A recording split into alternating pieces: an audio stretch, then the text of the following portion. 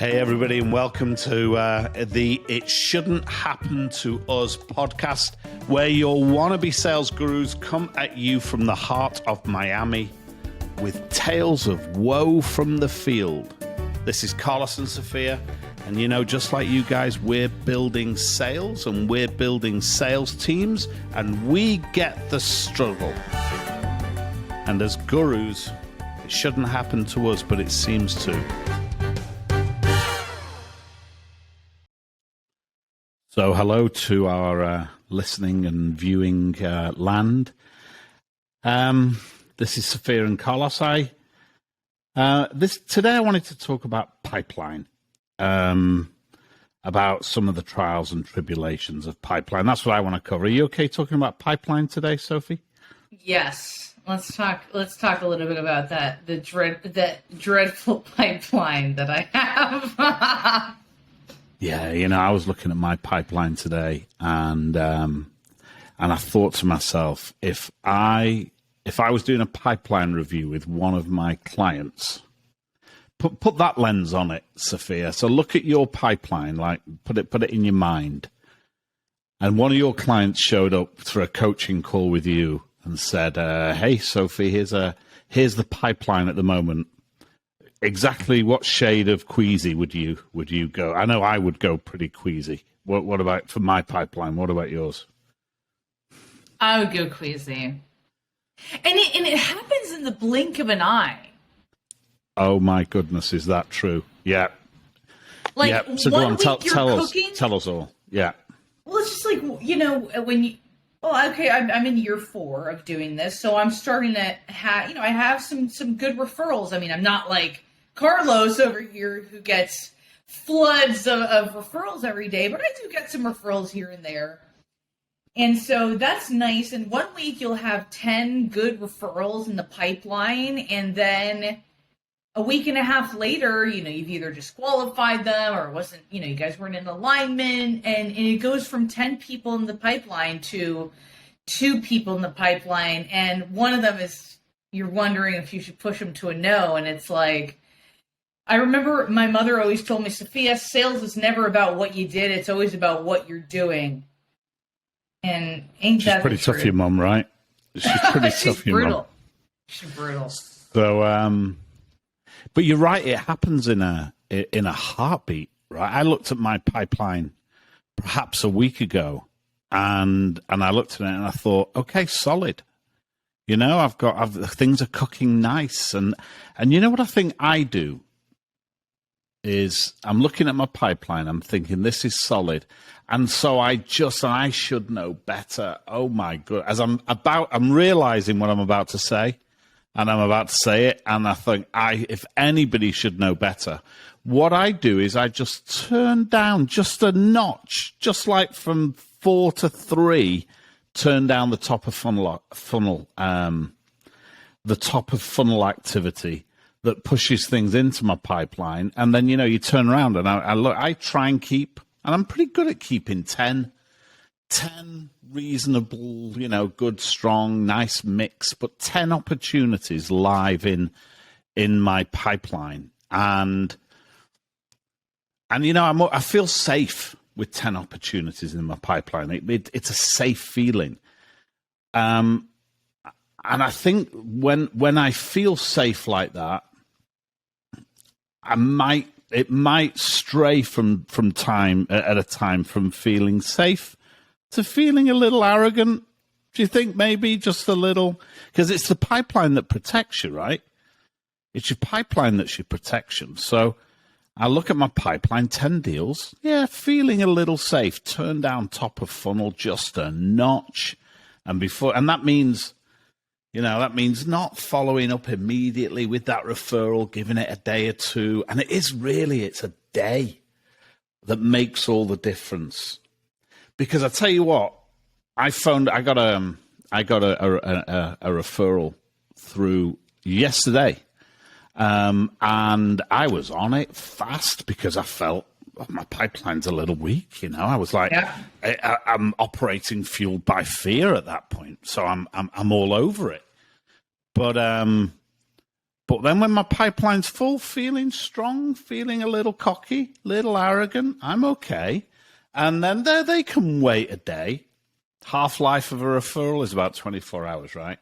So that taking the heat away from top of funnel activity can have immediate and disastrous effects, because then, you know what, you close a couple of deals, you lose a couple of deals, and before you know it, you're at six things in your pipeline, and you know, and all of a sudden, I'm having difficulty keeping hold of my lunch. So, you know what else it today's is? one of those days. Today's one of those days where I looked at my pipeline and thought, oh my goodness. Yeah, go ahead. You know what else it is? I don't know if this is relevant for you, but for me, anything admin-ish, like I've really had to train myself to do CRM, and I will never sit here and tell you that I love CRM. Do I love HubSpot and think it's the best CRM? Yeah. Do I love tootling around HubSpot and making sure I have great pipeline hygiene? No. I have to put on like binaural beats. I have to put on white noise soundtracks to like calm down my nervous system that makes me want to take the rest of the day off whenever I spend more than a half hour in HubSpot. And I think the pipeline gets skimpy and scrawny also when you're not doing your due diligence of tracking the deal stage as you go. Because let's say you get a phone call from your buddy and they're like, hey, I'm going to introduce you to Elizabeth. I just met her at this function. I told her you're the best of the best. She's going to be, reaching out to you. And then you're like, okay, great. Maybe a couple days later, you finally get that email from Elizabeth, and you're in the middle of the snow globe, as we've referred to in the past podcast episode. It's busy. The snow globe, it's busy, and then you don't put it in the pipe. And then things fall through the cracks because not only did you completely forget about Elizabeth, but like you don't know where she is in the deal stage, and just out of sight, out of mind. I mean, like, how many things do you have on your desk right now? So I think my pipeline gets scrawny too when my follow through is low because I'm not putting it in that deal pipeline page where I can see everything and what I need to do to move this forward. So I have because I send you my behavior model every day. Mm-hmm. You being the matron of our matron, Kenneth Williams moment. If you anybody from America has no idea what I just said, Kenneth Williams, matron, but anybody from the UK knows exactly what I'm talking about. But that 3 touches a day to my pipeline is so important to me. I did my 3 just before we jumped on. I got my 3 in just before I spoke to Matt, I spoke to Ernie, and I spoke to Evan.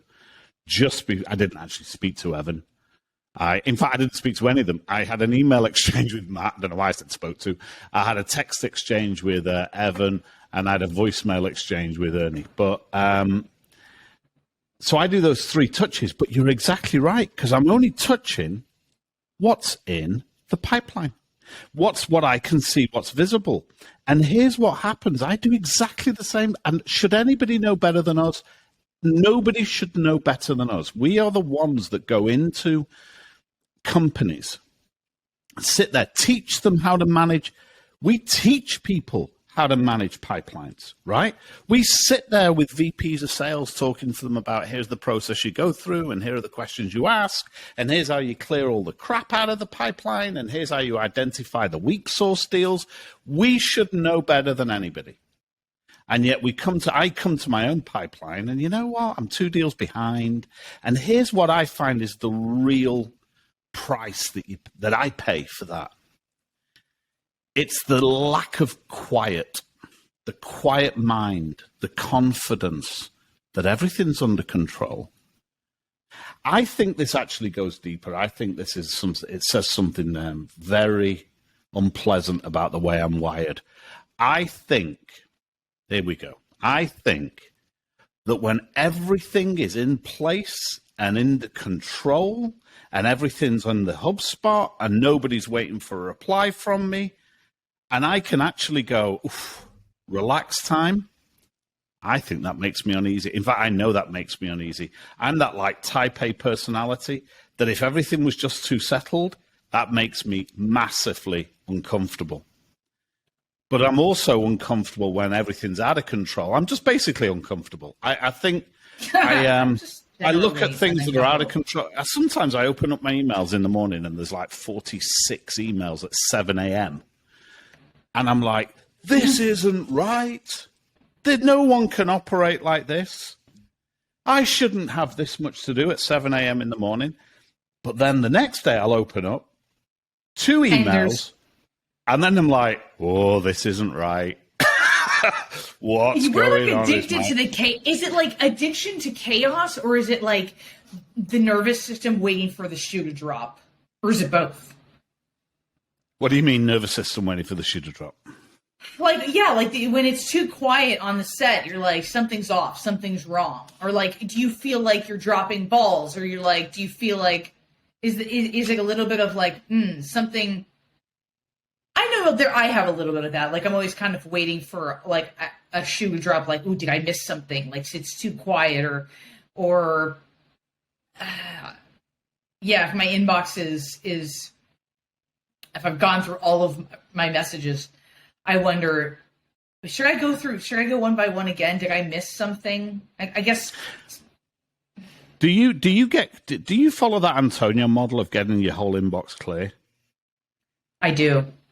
I am one of those. I use my inbox as a to-do list. I know it. I am so envious of you. I think if I was to look right now, I think I'm on about 30,000, and I'm legitimately 30,000 unread emails. That doesn't mean they're unread in reality. I don't delete them. He's a little more intense. Sometimes read and then marked as unread as my magic system for this means I have to do something. But if I look right now at my inbox, 32,000. And I look at it like, that's ridiculous. But I wonder if it also makes me think, that's ridiculous. How important am I? There's something dark about that, right? There's something like dark about constantly needing to be right on the edge of chaos. That's what I thought. I feel like you're addicted to chaos a little bit. It's like, even if 100 of them are Bed Bath & Beyond coupons, I don't give a shit. Somebody's trying to reach me. But tell you what, it's interesting because when I get mad, when I've got like the by 7 a.m. 47, things to follow up on, and in there is 5 Bed Bath & Beyond coupons or the like, I get angry with the Bed Bath & Beyond coupons. Me too. And I'm like, unsubscribe, getting really frustrated, unsubscribe. Chris. And you know that now that unsubscribe button, you have to really be careful because now they're using that as a phishing link. Yes, I have seen that. Which I didn't know recently. That. So folks listening, if you didn't know that, careful with that unsubscribe. Instead, block sender. Is that right? You really, yes. That feels like overkill to me. That feels like you're getting your needs met there, Sophia. I do. That. I get a little drunk with power when I hit block sender. Fantastic. So it's clear. Okay. So let's go back to the original, the problem statement. Problem statement is there's a number of them.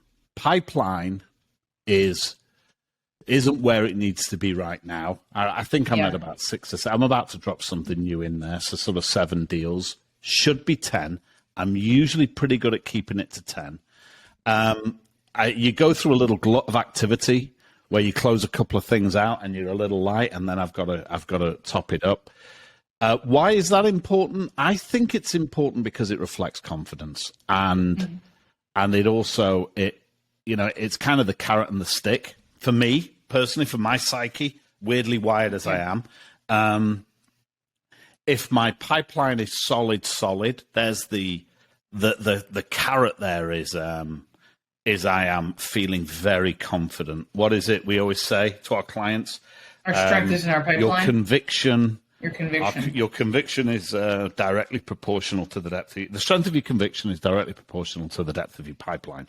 So the payoff, the carrot there is when you thick pipeline, you're feeling strong, high level of conviction. And by the way, sales land out there, There is nothing like conviction for magnetism. I mean, conviction is the special sauce. Well, is one of the ingredients of the special sauce. The other one's accountability and pipeline, actually. But conviction, that's the payoff, that's the carrot, that's why to keep it strong. What's the stick? Fear. For me, when I'm down at 6, 7 deals or less, it wasn't that long ago. I looked back at my pipeline. It was 2 deals deep, and I'm feeling real weak sauce. And it was, so it's fear. Then I operate from fear. Then I close deals I shouldn't close, and I'm an idiot 15 different ways. So that was message number 1 for me, is keep your pipeline nice and cooking. 8, 9, 10, 11, somewhere in that space. It's my sweet. What's the orange theory? The orange zone. It's like orange zone. That's when I've only ever been to one orange theory class, but the one orange theory class I went to, I had to keep in the orange zone. I don't know. Have you ever been to an orange theory class? I haven't. I go to a very primitive Cuban boot camp where they beat me up. That's the only way I exercise. They beat you up with tostones or something. What are you, chancletas? With sandals. What are the croquetas? So they beat you with croquetas. They do.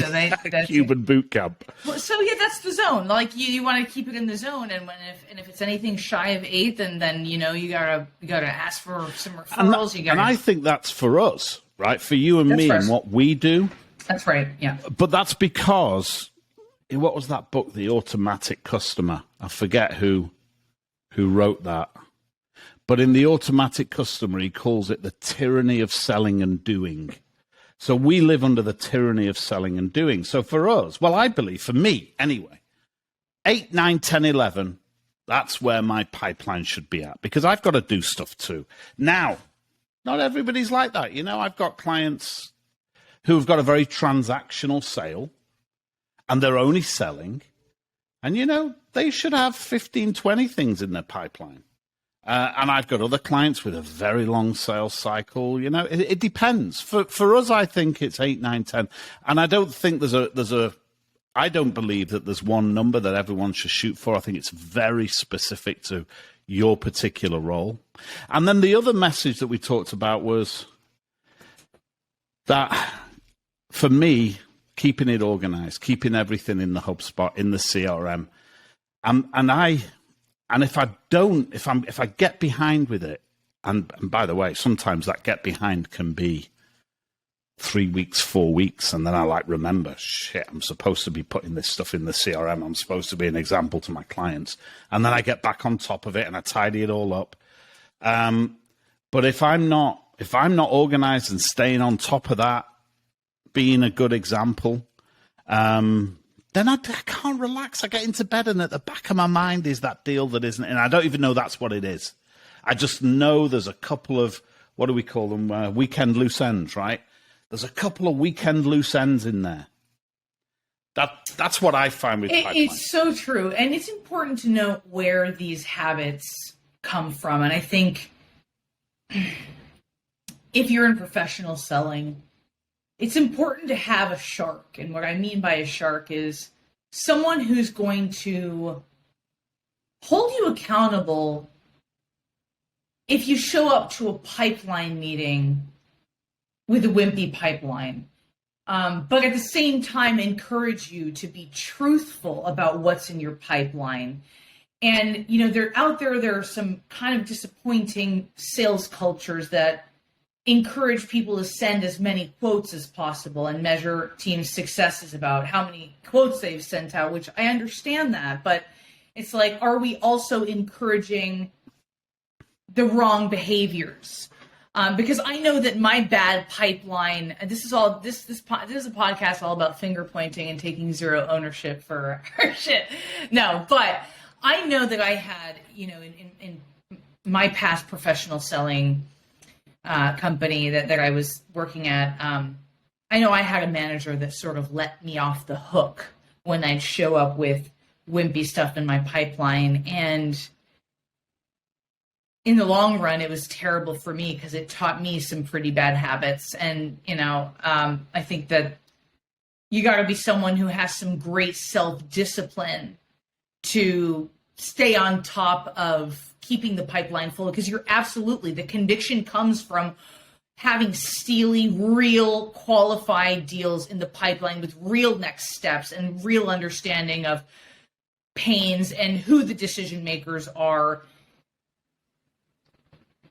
Well, and that convection happens. It's almost like a hot chick who has a lot of guys knocking on her door is not going to waste her time with a grown boy because she's got tons of options. And it sounds pretty stupid, and I'm sure all of you are sick and tired of all the parallels between dating and sales. But if you've got a good pipeline full of qualified prospects to either close the deal or close the file, you start wasting a lot less time with people who want to drag you through the weeds and give you the runaround and not let you speak to be a real strong gatekeeper, or they just want to get a quote off of you. I think it makes you it makes your BS meter turned onto the sensitive mode.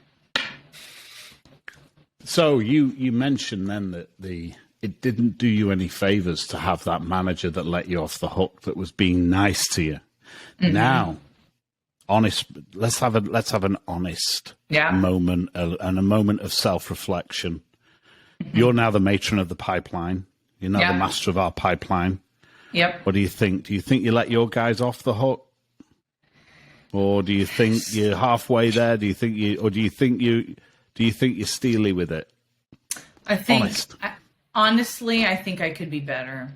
Shouldn't happen to us, right? It shouldn't happen to us. It shouldn't happen to us, but it could be better, Carlos. It could. I get. And granted, for those of you listening, and are familiar with what a cookbook is, pretty much a cookbook is.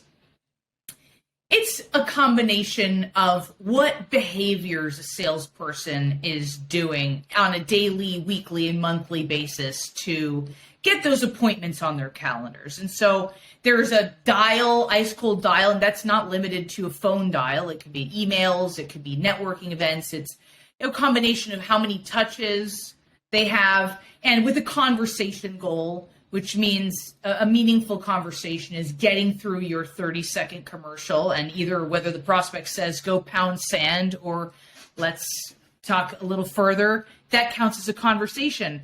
And so it's a combination of the behaviors we should be doing every single day. And I do collect those behaviors every single day. Now, when I see low behaviors cracking the whip, that's where I honestly struggle a little bit.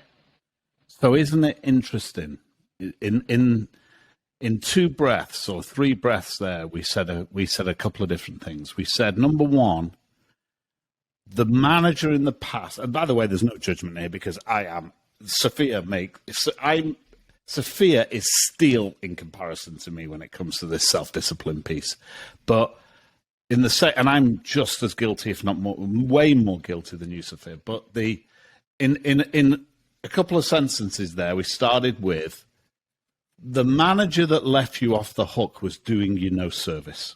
Absolutely understand that. Absolutely. What is it Steve Jobs said? The kindest thing you can do for someone who is good is hold them accountable to high expectations. That's a great Steve Jobs quote. The kindest thing you can do for someone who is good is hold them accountable to high expectations. So we've established that. Not doing you any favors, that old manager. Then, next breath, I look at all the behaviors, and when we talk about cookbook, it's kind of like top of funnel. But it's not just top of funnel. It's also, for me, it's like number of touches to my pipeline, and then there's, and a couple of, personal stuff things.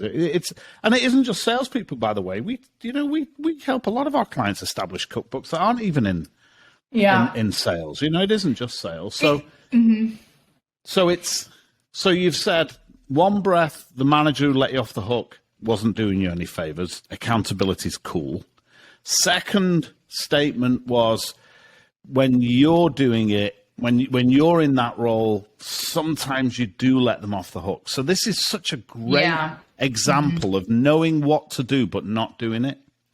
It's not a technical issue usually, even though there can be technical issues. Technical issue is I don't know what to do. You know exactly what to do. And you know even more why it's important. And by the way, me too. Then there's that third piece, conceptual issue. How does it feel when you do it?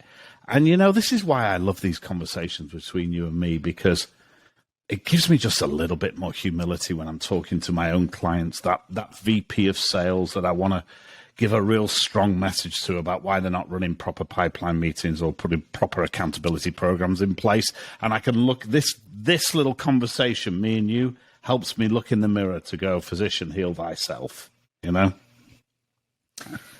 Now, it's so true.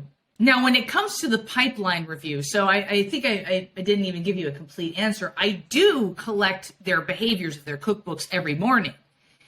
When it comes to, all right, guys, I didn't send mine this morning. I didn't send mine this morning. You didn't send me yours this morning. I'm sending a message. Oh, my goodness. You didn't send me your cookbook this morning. What's the penalty? Is it like 10 push-ups or something? I can't remember. There was a penalty. Don't tell the world what it was. I'm sure it's very embarrassing. Okay. But I remember what it was now. I remember what it was now. Okay. So when it comes to the pipeline review on Fridays, all right, everyone, share your screen, show me what you have in your pipeline. There, I'm a little more, I feel okay saying, that really should be in your pipeline. And is that a real deal? Know. Is that a real deal there? And you're not fooling anybody. And when you do a pipeline review every week and you see that one prospect that's been collecting dust there that shouldn't really be there, the person sharing the screen and the manager and everyone in the room knows that it's time to either close the deal or close the file. And there, I feel like during the pipeline reviews live, I've gotten better. I've gotten better at saying, take them out. Take them out. Is that real? Now, it's like we said to Angel the other day, or I was saying to Angel the other day, a deal that is out of control, that you move out of the pipeline, doesn't mean that's a deal you stop working. We're not insane. You still work the deal. It's just out of control. Is there a next step? No, it's out of control. That means it's lost its right to a spot in your pipeline, but it absolutely is a real deal. Work that deal hard, get it back under control, get it back in your pipeline, but it's out of control. We don't know who's the, what's the communication style of the decision maker there, or the champion. Don't know. Shouldn't be in your pipeline. What is the real reason you should work with that client? Don't know. Shouldn't be in your pipeline. What are the broad economic terms? Don't know. Shouldn't be in your pipeline. And then the hardest one of all. What is the next step? Is it in 2 calendars? Are you absolutely in control of that next step? You got your arms around it, fully understand what happens between now and then. 2 people are committed to that next step. If not, it's out of control. It needs to get back in control, but it isn't. It's been dropped out of the pipeline. That's the right way. And we know better than anybody what this should look like. And yet, it seems to happen to us too, right? What I'm hearing in my mind is we get busy. And busy is the new stupid. That's brilliant. Right. That was Bill Gates, I think. Busy is the new stupid. I remember when you said that was seared into my mind forever. And when I think about, so what's your excuse? I get too busy. I'm running around. I'm going to bed late. The tyranny of selling and doing. It is. It's the tyranny of selling and doing. I get busy too. We all get busy. We get busy and we lose control. I love the words you use, out of control. Because when I think of out of control, I think kind of like nuts, crazy. But the deal is out of control. You've lost control of the deal. It's so good. That's cool. Isn't it better to recognize that's what's at play than pretend it's in control? Because what I figured out, and this could just be me, but thinking something's in control just means it is, it's just delayed, right? It just puts glue in the works. It puts sand in the gears. It it delays it, and then eventually it dies of old age. You know, we always tell our clients, and by the way, this is for me too. Most deals that die in my pipeline, not most, I'm going to say a very large percentage of deals that die in my pipeline die of old age. They die of chronic, not acute sicknesses. It is, they don't die of a heart attack. They die of blood pressure. You know, they die of chronic diseases, not acute diseases. They die of old age. They wither on the vine. And it's because the deal was out of control, losing all momentum. Now, here's the interesting question. That deal that's in your pipeline that you know is out of control, but you're not prepared to give it a good hard shake to see if you can get it some purchase in the next step. Why do we let it live in our pipes, sometimes for months? Why? Well, I'll tell you my reason, and it painstakes me to even say it. Because I know that I screwed it up somewhere along the way. Either I didn't uncover real decision makers, either I gave away price too quick, either I didn't go for deep pain, they were never qualified to begin with. It's something, as a sales trainer, it's a process step that I didn't do my due diligence on, and I'm hoping, lighting a candle, saying a prayer, that I can save it and that time, that maybe it'll turn around. That's for me.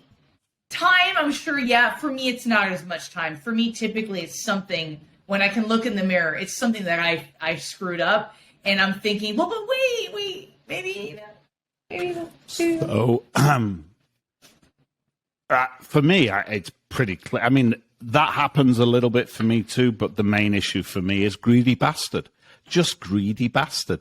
It's never the little deal that I let live in there. It's the big one, the big check, the big client that I really want. Greedy bastard is what it is for me. It's greed or fear. Sometimes I don't kill them if I'm frightened, and sometimes I don't kill them if I'm greedy. And when I say kill, God, it sounds like such a caricature of a sales guy. I don't mean kill the deal. I just mean to have the bravery to have an honest analysis of, is this deal in control? And if it's not, then there's some activity at play that needs to be put in place to put it into control. There's a difficult conversation to have with someone. Now, I'm an argumentative swine. I'm comfortable with a difficult conversation, but not when there's $300,000 or $400,000 on the hook. Now I'm looking at that difficult conversation, greedy bastard, like, oh, do I really want to have that difficult? Let's pretend that deal's in control and we're just waiting. We're in a holding pattern. That is way nicer for me to think about than actually think that deal's out of control, needs to be fixed, need to have a difficult conversation, and if that means we figure out it's not a deal, then it's not a deal. I think it's just me, Sophia, but I've had deals in my pipeline for so long because I don't want them to be dead. I want them to still be alive. So let's pretend they're alive. You wouldn't want that as the attitude of your ER doctor, right? Let's just pretend. How professional is that? Not very. Or your pilot. No. Let's pretend that we've got enough fuel to get there, right?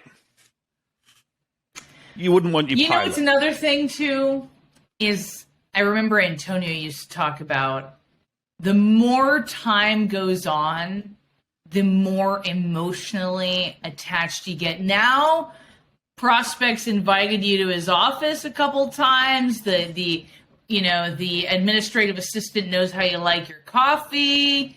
You know that you know his kids' names. As time goes on, you get more emotionally attached. It's going to get worse before it gets better. I sometimes think that we give ourselves too much time. I think a little bit of heat is actually pretty helpful. Well, for me, God, I say we like it. It's for me. A little bit of heat helps me. A little bit of just not enough time helps me because it makes me get efficient. It makes me it makes me a little ruthless when I've got just too much to do in the time, just too much. It makes me, it kills procrastination. What is it? Was it you that said last time we were together, perfection is procrastination in disguise. In disguise. That is just magic. Where did you read that? Or did you make it up? Did that come out of Sophia? That came from a social selling podcast, and she was quoting someone. So I don't know where that really came from, but I didn't make it up. Cool. It's brilliant anyway. Yeah. Why don't we'll just say it's Sophia's now, right? That's my quote. Put it on my tombstone. What a great tombstone that is. The best tombstone is Spike Milligan's tombstone. Spike Milligan is a guy you wouldn't even know, but if you're from England, you'd know who Spike Milligan was. He was part of the Goons, which were the forerunners to Monty Python. And in there was like Peter Sellers and Harry Seacombe. A lot of people may know Peter Sellers because he did some films. He did the Pink Panther. He was the Pink Panther. The Inspector Clouseau was Peter Sellers. Oh my God. He was in that gang of the Goons, and Spike Milligan was one of the Goons, and he's got on his bed. This is on his gravestone. This is what's written. See, told you I was sick. That's what's written on his. Isn't that genius? Just simply see, told you I was sick. That is simply genius for a headstone. That's amazing. What's going to be on your headstone? So perfection is procrastination in disguise. Yeah. Yeah. What else would I put on there? I might put on there. You only regret the things you don't do. I don't know, something like that. I don't know. Somebody could read that. Somebody could read that in 100 years' time, and make some unfortunate assumptions about you, Sophia. You only regret the people you don't do. you don't want that on your headstone. You're right. So what have we talked about today, Sophia? Summarize it for me. Bring this baby home. Land this plane. We've covered a lot of things, Carlos. We've talked about keeping great pipeline hygiene and some of the what we call head trash that keeps us from keeping 8 to 11 solid deals in our pipeline. We talked about the reasons why it doesn't happen, and we talked about the importance of it happening because our conviction depends on it. The strength of our conviction is directly proportional to the depth of our pipelines as salespeople in the market, taking the slings and arrows. And as we always say to our clients, Sophia, pipeline is the alpha and the omega of sales. It's everything. If we've got our pipeline under control with good discipline, good rigor, hey, we choose our own destiny, right? Yeah. So great to see you for this what turned into a pipeline episode. What do we say? We say it's goodbye from you, Sophia. Toodaloo. Go fill your pipeline and go spruce it up, and don't be too busy to fill your pipeline because your book of business depends on it. And it's goodbye from me. Good selling, guys.